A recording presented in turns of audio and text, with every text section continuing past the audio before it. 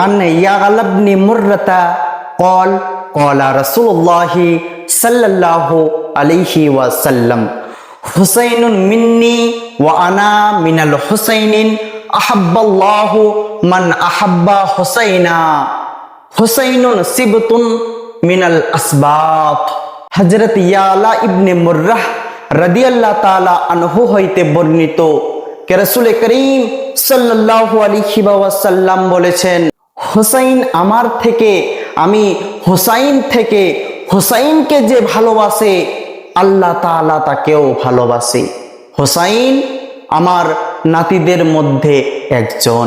Brother ইসলাম মুআজ্জাজ সামাইন কিরাম, আমরা এই হাদিস শরীফ থেকে বুঝতে পারলাম আল্লাহর রাসূলকে ভালোবাসতে গেলে হুসাইন রাদিয়াল্লাহু তাআলা আনহুকে ভালোবাসতে হবে।